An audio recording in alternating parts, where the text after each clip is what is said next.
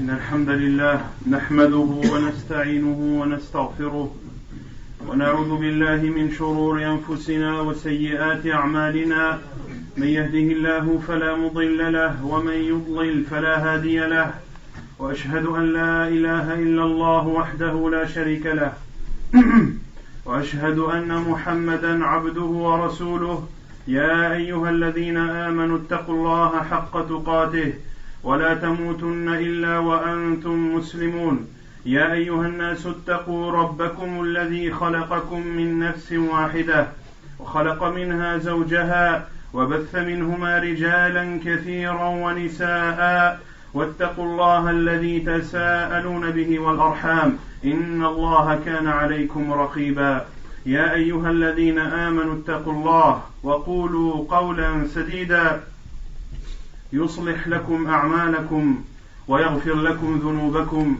ومن يطع الله ورسوله فقد فاز فوزا عظيما أما بعد فإن خير الكلام كلام الله وخير الهدي هدي محمد صلى الله عليه وسلم وشر الأمور محدثاتها وكل محدثة بدعة وكل بدعة ضلالة وكل ضلالة في النار أما بعد فموضوعنا اليوم الذي سنتحدث فيه هو عن كبيرة من كبائر الذنوب حرمها ديننا الحنيف تحريما قاطعا لما فيها من المخالفة لما فيها من مخالفات كثيرة لشرع الله وضرر وظلم للناس وتوعد الله ورسوله مرتكب هذه الكبيرة بوعيد عظيم وهذه المعصية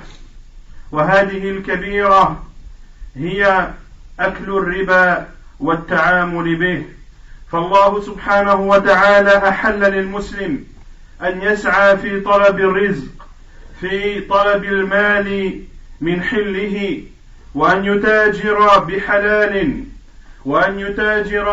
بحلال ليكسب الأموال ولم يحل له أن يستغل حاجة المحتاجين ليضاعف أمواله وأن يقترض بالربا يقول الله جل وعلا وأحل الله البيع وحرم الربا.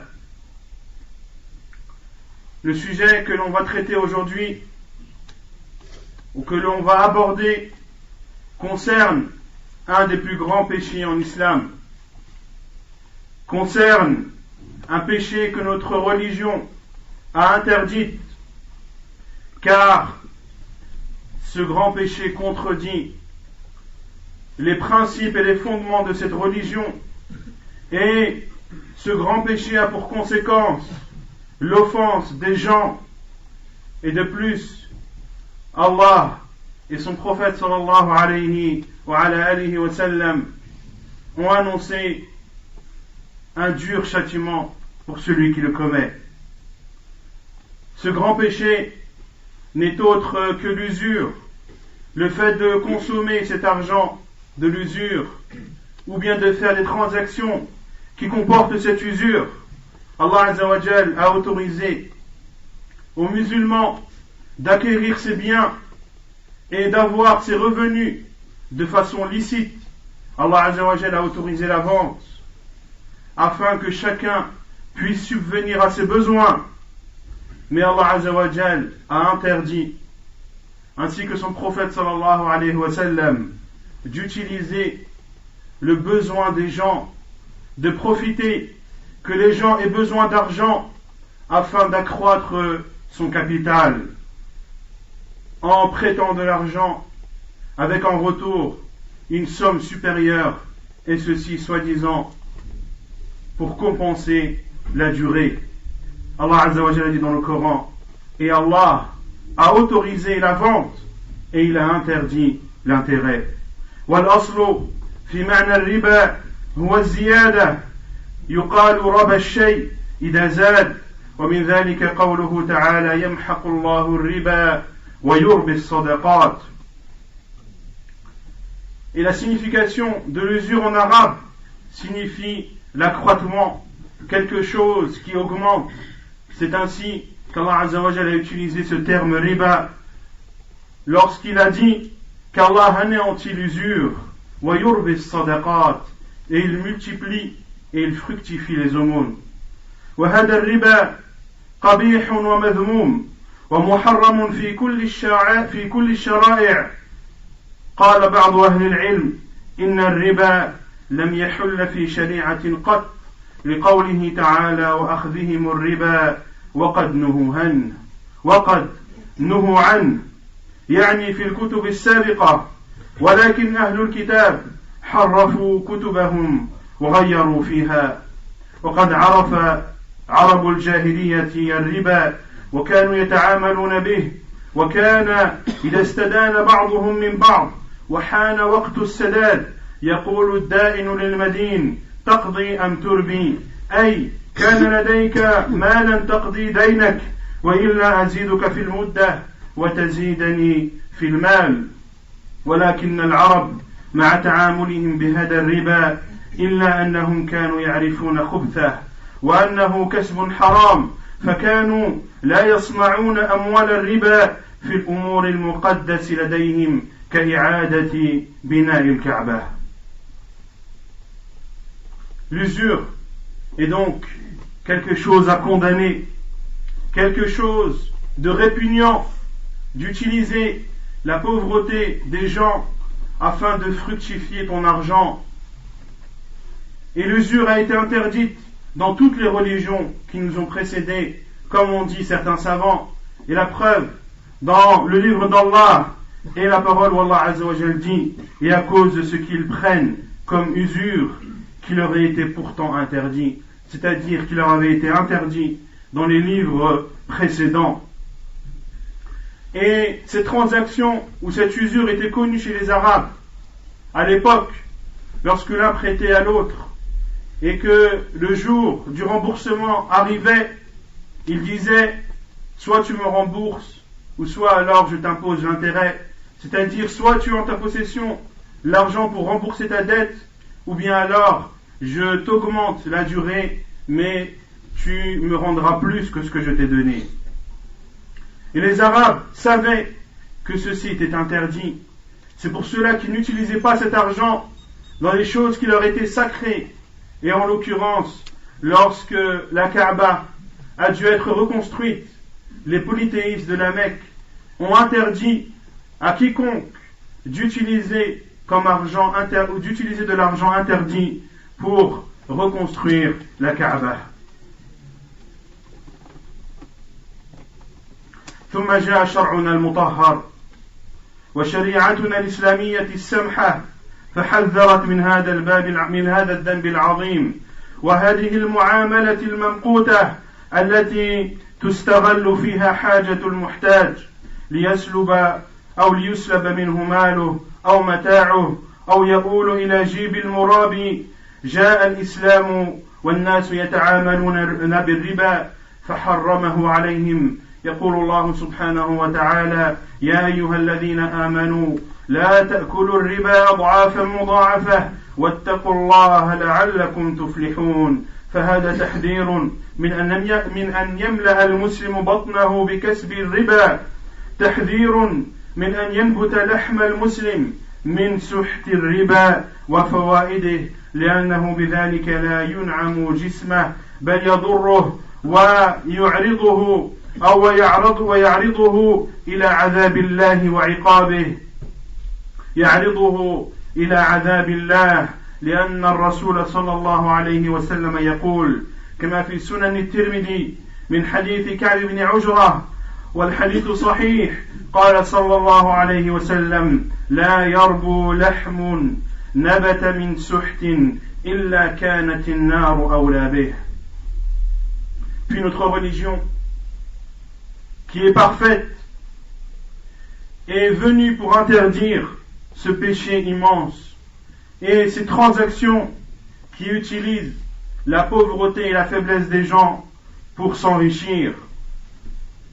Allah Azza wa Jalla dit dans le Coran: ô vous qui avez cru, ne pratiquez pas l'usure en multipliant démesurément, sans limite, votre capital, et craignez Allah, afin que vous puissiez connaître la réussite. Ceci est une mise en garde aux musulmans, afin qu'ils ne mangent pas et qu'ils ne consomment pas l'argent de l'usure, car une chair qui a grandi grâce à de l'argent interdit, eh bien la destinée qu'elle méritera le plus sera l'enfer, wal-'iyadu billah. Ceci est rapporté dans un hadith authentique dans Sunan al-Tirmidhi selon Ka'b ibn Ujra, où le prophète sallallahu alayhi wa sallam dit: celui qui a grandi, ou une chair qui a grandi dans l'argent illicite, le feu sera ce qu'elle méritera de plus. إذا نبت لحم الإنسان من سحت الحرام ومن سحت الربا ومن سحت السرقة وغيرها فإنه يهيئ أو يهيئ هذا الجسم لعذاب الله، يهيئه ليصلى نارا حامية، فما أخبث هذا الدرهم الذي يتمتع به الإنسان في هذه الدنيا الفانية ثم يعقبه عذاب متواصل لا يطاق. Il y a un être humain alors qui grandit grâce à de l'argent illicite, que cet argent soit issu de l'usure ou qu'il soit issu de vol, eh bien cette personne prépare son corps, wal-'iyadu billah, à être exposé au feu de l'enfer. Il utilise, ou quel mauvais argent est l'argent que tu consommes et qui fait de toi un combustible de l'enfer, wal-'iyadu billah. إذا أردنا أن نتخذ وقاية من النار وأردنا أن نجعل بيننا وبين النار فعلينا أن نبتعد عن المحارم وأن نتخذ من الحلال رزقا وكسبا. يقول صلى الله عليه وسلم في الحديث الذي أخرجه ابن حبان وهو حديث حسن عن النعمان بن بشير رضي الله عنه قال: قال رسول الله صلى الله عليه وسلم: اجعلوا بينكم وبين الحرام سترا من الحلال، أي استعينوا بما أحل الله من رزق وكسب كي لا تقعوا فيما حرم الله. Le musulman doit donc se préserver et mettre un voile et un obstacle entre lui et les interdits d'Allah subhanahu wa ta'ala, entre lui et le feu de l'enfer. Et cet obstacle que tu dois mettre, ce sont les choses autorisées, les choses licites qu'Allah Azza wa Jal t'a permis de faire. Et le prophète sallallahu alayhi wa sallam a dit dans un hadith jugé bon: mettez entre vous et les interdits d'Allah un obstacle en utilisant le licite, c'est-à-dire accourez vers les choses licites qu'Allah Azza wa Jal vous a accordé de faire et vous a autorisé de faire. Appliquez ces choses et elles seront un obstacle entre vous et les choses interdites. والربا من أهم الأمور من أهم المحرمات، بل إن الله أنذر القائمين على الربا والمتعاملين به بحرب من الله ورسوله، وهو ما لم ينذر به أي يعاص بمعصية أخرى غير الربا، وهذا بينك وهذا يبينك بفداحة هذه المعصية. يقول الله جل وعلا: يا أيها الذين آمنوا اتقوا الله وذروا ما بقي من الربا إن كنتم مؤمنين فإن لم تفعلوا فأذنوا بحرب من الله ورسوله وإن تبتم فلكم رؤوس أموالكم.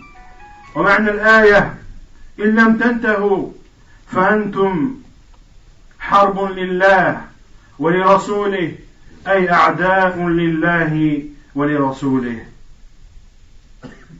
L'usure fait partie donc des plus grands péchés, des choses les plus graves qu'un musulman peut commettre. Et c'est pour cela qu'Allah Azza wa Jal a mis en garde ceux qui font de telles transactions. Allah Azza wa Jal les met en garde contre une guerre qu'il déclarera lui et son envoyé sallallahu alayhi wa sallam. Et aucun péché en islam n'encourt une déclaration de guerre de la part d'Allah et de son envoyé sallallahu alayhi wa sallam, si ce n'est ce péché qui est l'usure. Allah Azza wa Jalla a dit dans le Coran: ô vous qui avez cru, craignez Allah et délaissez et abandonnez tout ce qu'il reste de l'usure si vous êtes véritablement croyants. Si vous ne faites pas, alors recevez l'annonce d'une guerre de la part d'Allah et de son envoyé. هذا هو التحذير العظيم لآكل الربا. فما الذي يدعو المسلم لارتكاب هذا الذنب؟ وكيف تهون عليه نفسه فيعرضها إلى حرب من الله ورسوله، حرب من رب السماوات والأرض، من خضعت له المخلوقات جميعا، من سبح الرعد بحمده والملائكة من خيفته، وحرب من رسوله الذي أرسله الله رحمة للعالمين. هل عاقل من يعرض نفسه إلى هذا الخطر؟ وهل حكيم من يدخل في هذا الحرب المعلومة النتيجة؟ C'est donc la mise en garde d'Allah subhanahu wa ta'ala contre la consommation de l'usure ou le fait de faire toute transaction contenant de l'usure. Qu'est-ce qui pousse le musulman à faire ce péché? Comment est-ce qu'un musulman peut s'exposer à une déclaration de guerre de la part d'Allah et de son envoyé sallallahu alayhi wa sallam? N'a-t-il pas peur qu'Allah Azza wa Jal, qui détient les cieux et la terre, Allah Azza wa Jal, auquel toutes les créatures sans exception se soumettent, Allah Azza wa Jal, auquel l'orage et le tonnerre glorifient Allah subhanahu wa ta'ala, et les anges qui font partie des créatures les plus puissantes glorifient Allah subhanahu wa ta'ala par peur de lui Azza wa Jal. Comment est-ce qu'un musulman peut s'exposer à une déclaration de guerre provenant du Seigneur des mondes? Est-ce que cette personne est intelligente? Est-ce qu'une personne qui commet ou qui consomme l'usure ou entre dans les transactions usuaires, est-il sage? Est-il raisonnable de rentrer dans une guerre qui est perdue d'avance? ولعل من أهم الدوافع إلى الربا قلة الإيمان بموعود الله تبارك وتعالى في الرزق، فلو كان الإنسان مؤمنا حقا وموقنا بأنه لن يحرم رزقا كتبه الله له فلن يلجأ أبدا إلى دخول باب حرم الله دخوله، ولكن الثقة في الرزق مهزوزة والاعتماد على الرزق ضعيف، لهذا يلجأ الإنسان إلى كل الأبواب ولا يلجأ إلى باب العزيز الوهاب الذي كتب الأرزاق لعباده وحددها، كما قال الله جل وعلا: وفي السماء رزقكم وما توعدون فورب السماء والأرض إنه لحق مثل ما أنكم تنطقون. كما أن الإنسان إذا ابتعد عن دين الله وركن إلى الدنيا وشغف بمتاعها وزينتها فإنه لا يبالي من أي مكان جلب المال وكسبه، وهذا يجعله يقع في المحظور. يقول صلى الله عليه وسلم كما في صحيح البخاري من حديث أبي هريرة رضي الله عنه: ليأتين على الناس زمان لا يبالي المرء مما أخذ المال أمن حلال أم من حرام، ولكن المسلم الصادق لا يمكن أن يستسهل أمرا لعن الله فاعله وأنذره وبالغ في ذمه، لأن اللعنة تعني الغضب وتعني العذاب. فالمتعامل بالربا كما يخبر رسول الله صلى الله عليه وسلم معرض للعنة الله رب العالمين سواء كان مقرضا أو مقترضا، وهذا ليس بالأمر الهين. Et ce qui pousse les gens, malheureusement, à commettre ou à faire des transactions usuaires. Et quand je parle de transactions usuaires, cela englobe à la fois le fait de prêter de l'argent mais également le fait d'en prendre. Celui qui prête de l'argent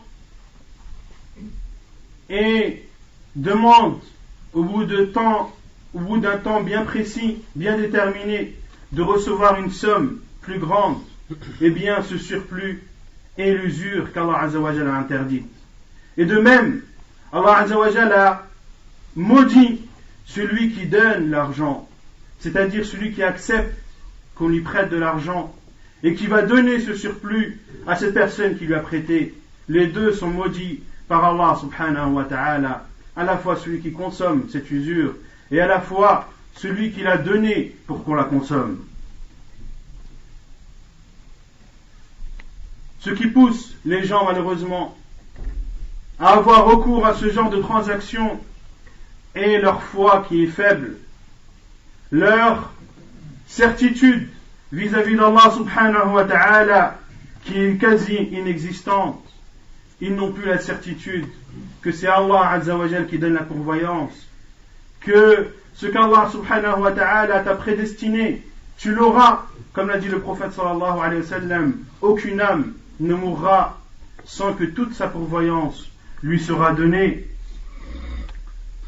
Le musulman ou cette personne qui commet ce péché a une foi faible et ne pense qu'au matériel.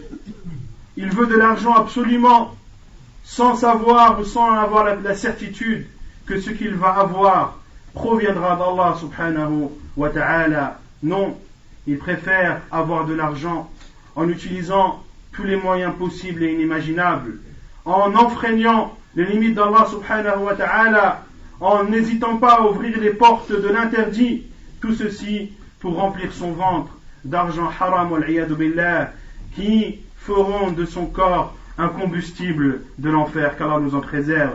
Et ils oublient la parole d'Allah subhanahu wa ta'ala dans le Coran lorsqu'il dit: il y a dans le ciel votre subsistance et ce qui vous a été promis par Allah, le Seigneur de la terre et le Seigneur du ciel.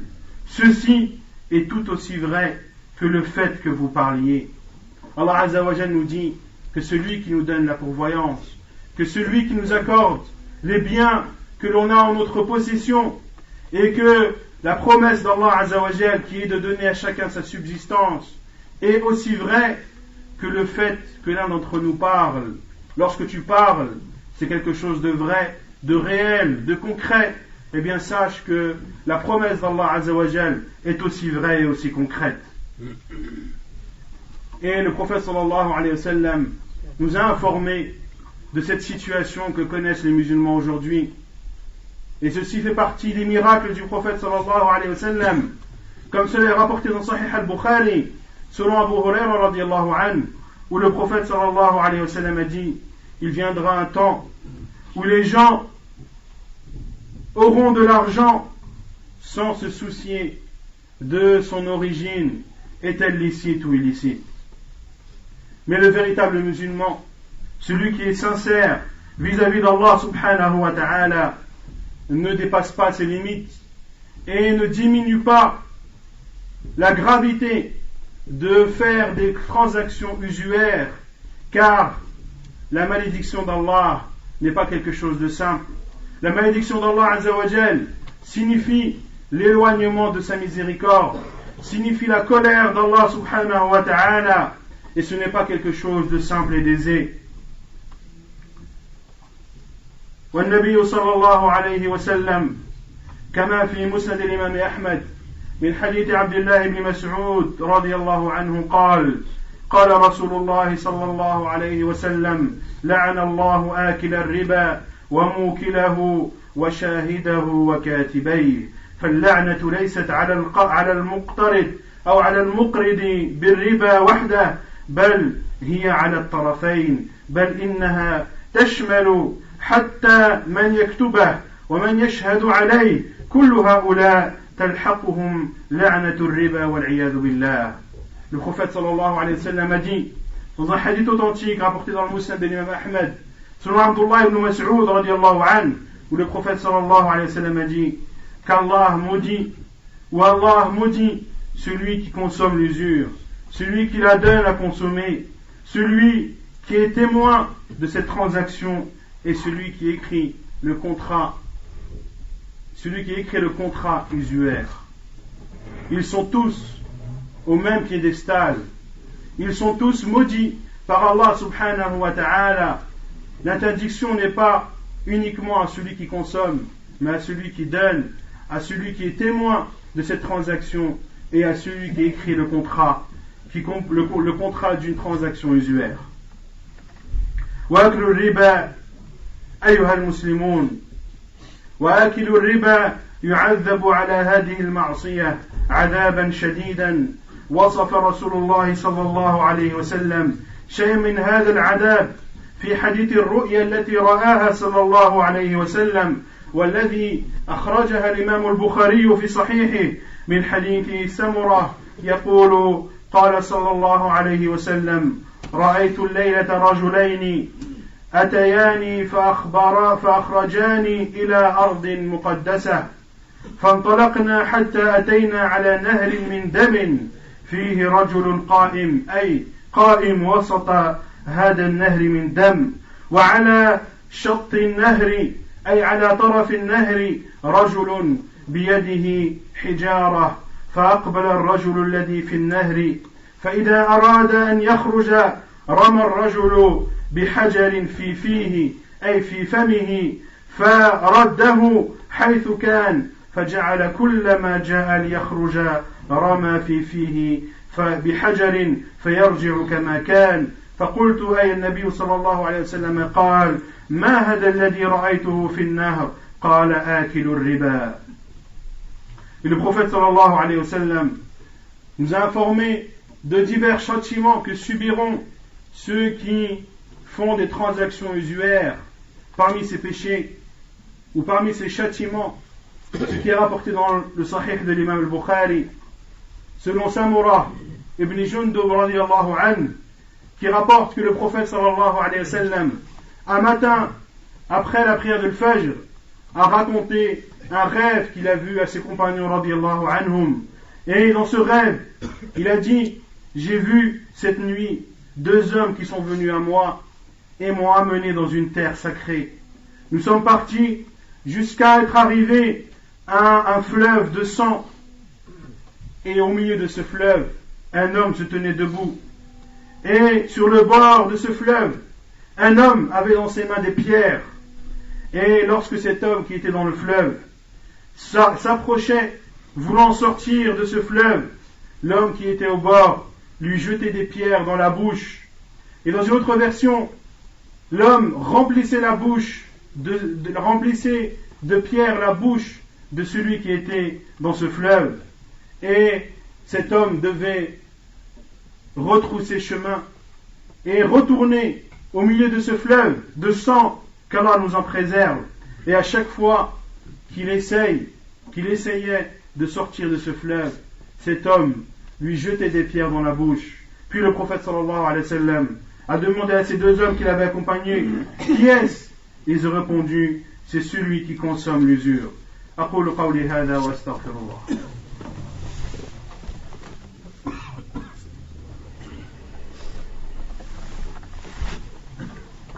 الحمد لله رب العالمين، والصلاة والسلام على أشرف الأنبياء وإمام المرسلين نبينا محمد وعلى آله وصحبه أجمعين.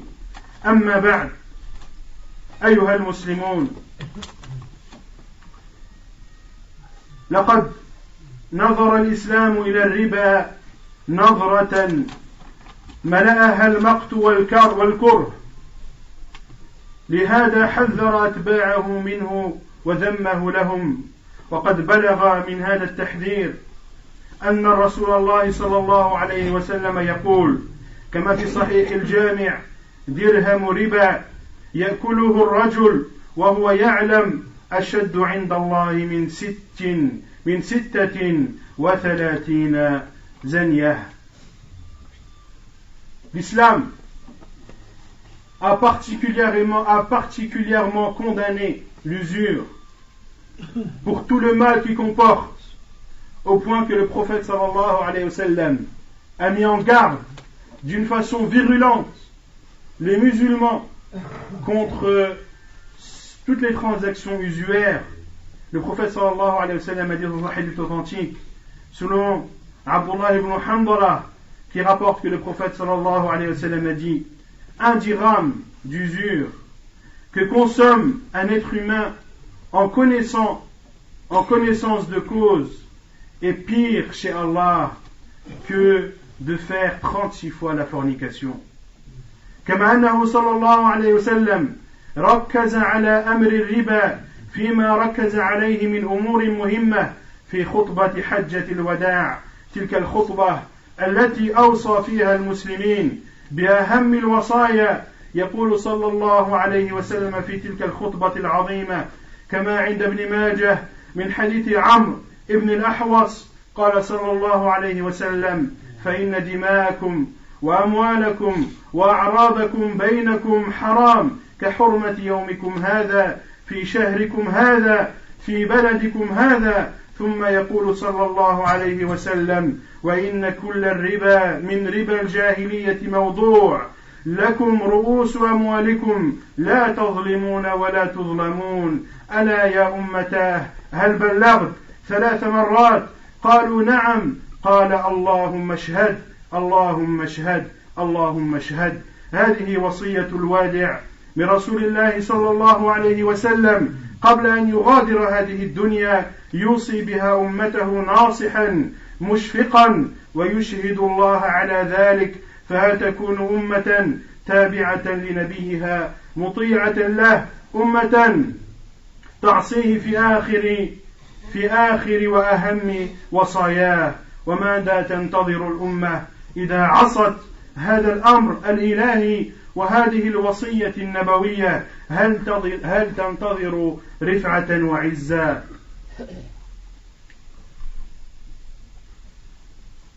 Et le prophète sallallahu alayhi wa sallam, durant le dernier discours qu'il a fait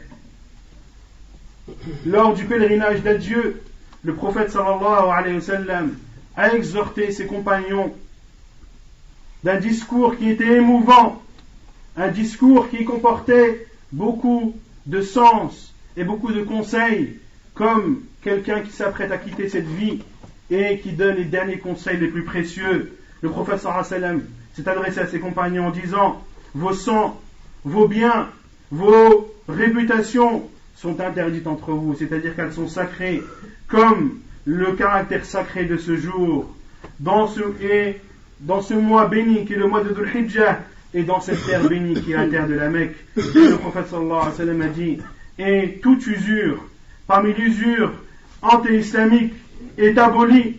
À vous votre capital d'argent, sans offenser et sans être offensé. Ô ma communauté, ai-je transmis? Le prophète sallallahu alayhi wa sallam a dit cela 3 reprises. Ô ma communauté, ai-je transmis? Ils ont dit oui. Et le prophète sallallahu alayhi wa sallam a dit: ô Allah, sois témoin. Ô Allah, sois témoin. Ô Allah, sois témoin. C'est donc un conseil du prophète sallallahu alayhi wa sallam. Ceci, peu de temps avant qu'il quitte cette vie d'ici-bas, le prophète sallallahu alayhi wa sallam a conseillé sa communauté, lui qui ne veut que le bien, tout le bien pour sa communauté. Le prophète sallallahu alayhi wa sallam leur a conseillé, leur a ordonné de délaisser toute transaction usuaire.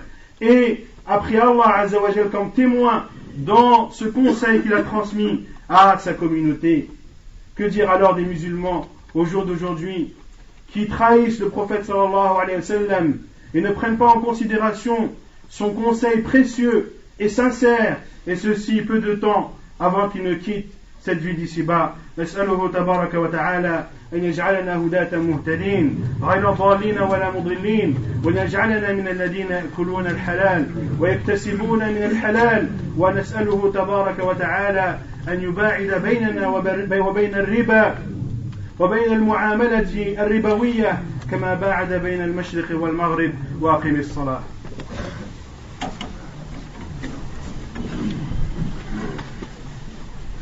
الله أكبر الله أكبر، أشهد أن لا إله إلا الله، أشهد أن محمدا رسول الله. حي على الصلاة حي على الفلاح، قد قامت الصلاة قد قامت الصلاة. الله أكبر الله أكبر، لا إله إلا الله.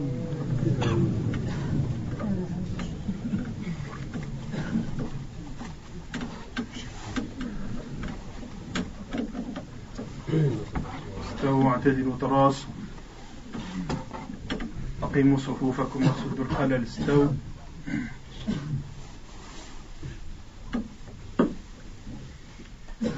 الله أكبر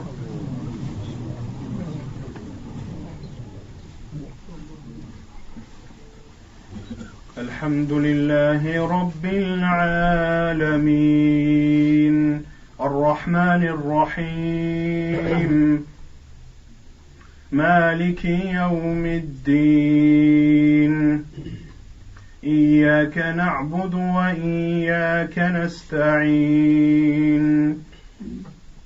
اهدنا الصراط المستقيم صراط الذين أنعمت عليهم غير المغضوب عليهم ولا الضالين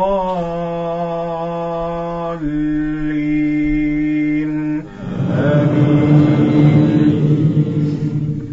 الذين يأكلون الربا لا يقومون إلا كما يقوم الذي يتخبطه الشيطان من المس ذلك بأنهم قالوا إنما البيع مثل الربا وأحل الله البيع وحرم الربا فمن جاءه موعظة من ربه فانتهى فله ما سلف وأمره إلى الله ومن عاد فأولئك أصحاب النار هم فيها خالدون يمحق الله الربا ويربي الصدقات والله لا يحب كل كفار أثيم إن الذين آمنوا وعملوا الصالحات وأقاموا الصلاة وآتوا الزكاة لهم أجرهم عند ربهم ولا خوف عليهم ولا هم يحزنون. الله أكبر.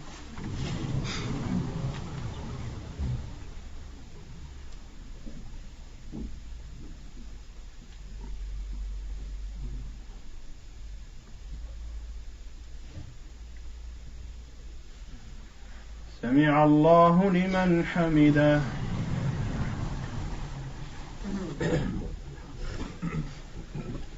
الله أكبر.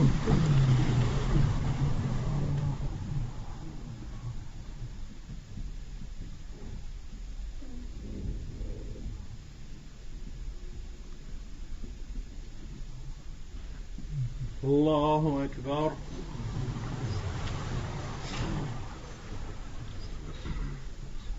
الله أكبر.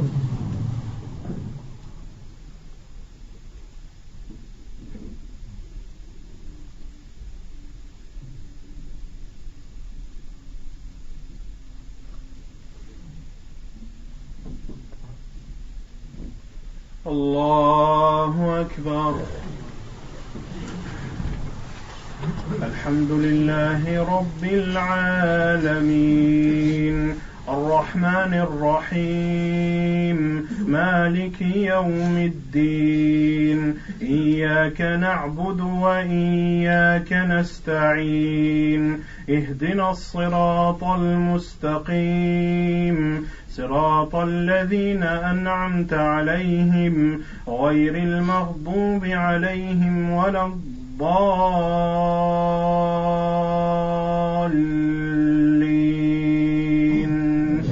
آمين.